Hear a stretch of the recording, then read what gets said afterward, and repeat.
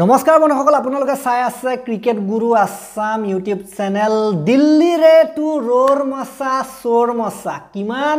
চিঞৰ বাখৰ কৰিলে আকাশ চোপ্ৰা সেই তেতিয়া দিল্লী যেতিয়া সাধাৰণতে পিকত আছিল আইপিএলৰ প্ৰথম আৰম্ভণিতে ইমান ধুনীয়া খেলিছিল কিন্তু সেইবিলাক সকলো চিঞৰ বাখৰ ৰোৰ মছা চোৰ মছা এনে অযথা গ'ল কাৰণ টপ 4 তে প্ৰৱেশ কৰিব নোৱাৰিলে দিল্লী কেপিটেলছে দিল্লী কেপিটেলছৰ সমৰ্থকসকল বহুত বেছি নিৰাশ হ'ব বহুত বেছি তেওঁলোকৰ হয়তো বেয়া লাগিব কাৰণ ইমান এটা সুন্দৰ আৰম্ভণি তেওঁলোকে আইপিএলৰ কৰিছিল ইমান ধুনীয়া খেল জিকিছিলে হেয়া কেএল ৰাহুল হক বা হেয়া ট্ৰিষ্টেন ষ্টাফছ হক যেনেকুৱা ধৰণৰ প্ৰদৰ্শন তেওঁলোকৰ ফালৰ পৰা ওলাইছিলে মাজতে আমি দেখিবলৈ পাইছিলোঁ কৰুণ নায়াৰ আহি পেলাই সুন্দৰ প্ৰদৰ্শন আগবঢ়াইছিলে সেইবিলাক ষ্টাৰ্ক যেহেতু নাই ষ্টাৰ্ক যোৱাৰ পাছতে বহুত খেলিমেলি হ'ল বুলি ক'ব লাগিব গতিকে ষ্টাৰ্ক থাকোঁতে ষ্টাৰ্কৰ অৱদানো বহুত সুন্দৰ আছিলে বাকি ক'বলৈ গ'লে এক প্ৰকাৰ এটা টিম হিচাপে খেলিছিলে দিল্লী কেপিটেলছ গোটে টিম হিচাপে মজা খেলি আছিল কিন্তু শেষত আহি এনেকুৱা অৱস্থা হ'ল যে তেওঁলোকে প্লে-অফলৈকে কোৱালিফাই কৰিব নোৱাৰিলে মুম্বাই ইণ্ডিয়ানছৰ হাতত অতি প্ৰবলভাৱে হাৰিলে সৰু সুৰা অন্তৰত হৰা নাই হাৰিছে 59 ৰানত গতিকে বৃহৎ অন্তৰ টি20 ফালৰ পৰা চাবলৈ গ'লে গতিকে একেবাৰে বেয়া প্ৰদৰ্শন হ'ল এখন খেল এক প্ৰকাৰে নকআউট টাইপৰ আছিলে কাৰণ এখন খেল হৰা জিকাৰ লগত বহুত প্ৰশ্ন আছিল কিন্তু বৰ্তমান সময়ত যেটো হাৰিলে মুম্বাই ইণ্ডিয়ানছৰ হাতত মুম্বাই ইণ্ডিয়ানছৰ ঘৰত গৈ হাৰিলে গতিকে বৰ্তমান দিল্লী কেপিটেলছ বাহিৰ হ'ল আৰু মুম্বাই ইণ্ডিয়ানছৰ কিয় লাগি গৈছে মুম্বাই ইণ্ডিয়ানছ অফিচিয়েলি আনুষ্ঠানিকভাৱে কোৱালিফাই কৰি গ'ল আইপিএল 2025ৰ প্লে-অফ হ'ল গতিকে আইপিএল 2025ৰ প্লে-অফৰ গোটেইকেইটা টিম বৰ্তমান সময়ত উলাই পৰিলে গোটেই টপ 4 টিম গোটেই 4টা টিম উলাই পৰিলে এওঁলোকে সাধাৰণতে যাব এতিয়া সাধাৰণতে যিকেইটা 1 নম্বৰ আৰু 2 নম্বৰ পজিশন হেতু কাৰণে টিম সমূহে সাধাৰণতে খেলিব যিকেইখন মেচ বাকি আছে সেইখনৰ যদি আমি কথা ক'বলৈ যাওঁ গতিকে আজি আমি দেখিবলৈ পাইছিলোঁ দিল্লী কেপিটেলছৰ ঘপককৈ আহি গ'ল টছৰ সময়ত টছ কৰিবলৈ ফাষ্ট ডুপ্লেছিছ বহুতে হয়তো আচৰিত হৈছিলে অক্ষৰ পেটেল কিয় অহা নাই পাছত কোৱা হ'ল যে অক্ষৰ পেটেল অসুস্থ হৈ আছে বুলি কোৱা হ'ল ডুপ্লেছিছে অধিনায়কত্ব কৰিলে কেএল ৰাহুলে অধিনায়কত্ব কৰিব পাৰিলে কিন্তু ডুপ্লেছিছক দিয়া হ'ল হেতু মেনেজমেন্টৰ সিদ্ধান্ত আছিল যি কি নহওক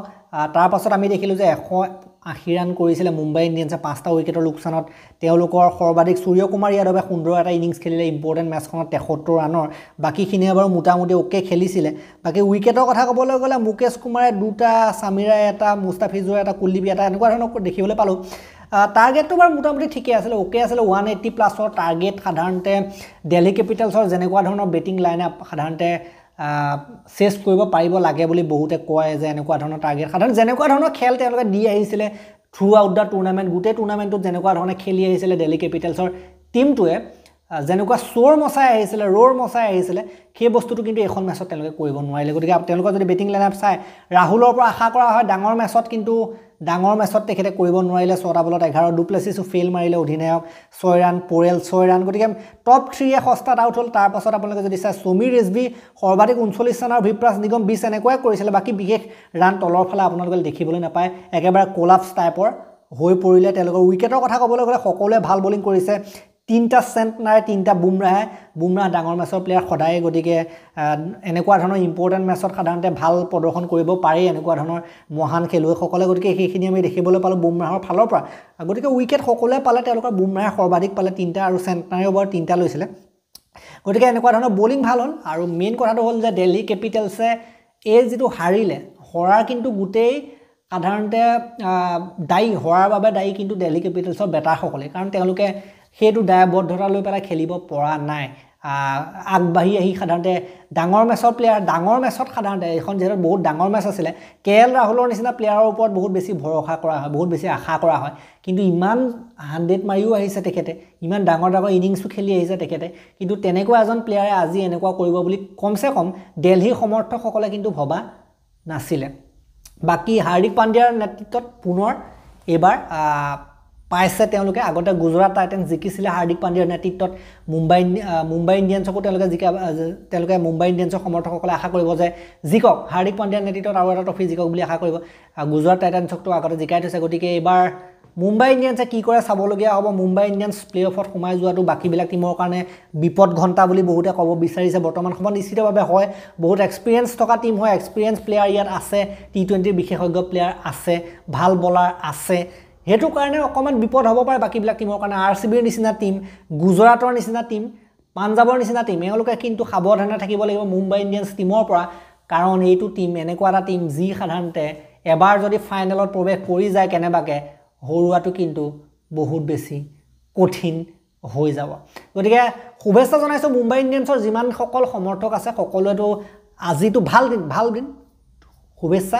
আনন্দ কৰিব পাৰে ধুনীয়াকৈ আৰু মাজত বেছি খুচ নাই আৰু এখন দুখন খেল জিকাৰ পাছত নিশ্চিতভাৱে ফাইনেল খেলাৰ সুযোগ পাব পাৰে যদি আমি ক'বলৈ যাওঁ প্লে অফৰ কথা বাকি দিল্লী কেপিটেলছৰ কাৰণে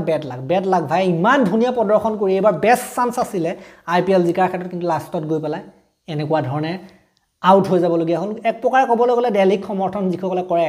KL ৰাহুলৰ সমৰ্থকেই হওক KL ৰাহুলৰ সকলেতো দিল্লীৰ লগতে থাকে তেওঁলোকৰ কিন্তু হৃদয় ভাঙি গৈছে এক প্ৰকাৰে হৃদয় ভাঙি চুৰমাৰ হৈ গৈছে আজিৰ দিনটোত গতিকে এইটো ফিলিং বহুত বেয়া ফিলিং সাধাৰণতে অকমান মানে যিসকলে সমৰ্থন কৰে তেওঁলোকৰ ভাল হ'বলৈ মনবিলাক ভাল হ'বলৈ অলপ সময় লাগিব আজি কিন্তু বহুত বেড লাগ আছিল তেওঁলোকৰ কাৰণে বাকি যি কি নহওক এই ভিডিঅ'টো ইমানতে সমাপ্ত কৰিলোঁ IPLৰ বিভিন্ন খবৰ আহি আছে ইণ্ডিয়ান টেষ্ট যিটো সিৰিজ ইংলেণ্ডলৈ যাব তাৰ ওপৰতো আমাৰ ভিডিঅ' আহিব আৰু ভিডিঅ' আহিবলগীয়া আছে আমি আনিম গতিকে আৰু ভিডিঅ' আনিম যথেষ্টখিনি ভিডিঅ' আনিবলগীয়া আছে মই সময় পোৱা নাই ভিডিঅ' বনাবলৈ লাহে আহি দিব সকলোবিলাক ভিডিঅ' কিন্তু এই ভিডিঅ'টো মই ইমানতে সমাপ্ত কৰিলোঁ ভাল লাগিলে যদি লাইক কৰিব শ্বেয়াৰ কৰিব চেনেলটোলৈ নতুনকৈ আহিছে যদি ছাবস্ক্ৰাইব কৰি ঘণ্টাটো দবাই দিবলৈ নাপাহৰিব যিমানবিলাক আছে সকলোৱে এটা লাইক দিলে ভাল পাম হাৰ্ডৱৰ্কখিনিক সন্মান জনাই হাৰ্ডৱৰ্কখিনিক অকণমান আগবঢ়াই দিয়াৰ কাৰণে এটা লাইক দিলে ভাল পাম সকলোৱে আৰু নতুনকৈ আহিছে যদি ছাবস্ক্ৰাইব কৰি ঘণ্টাটো দবাই থৈ যাবলৈ নাপাহৰিব তেতিয়ালৈকে ধন্যবাদ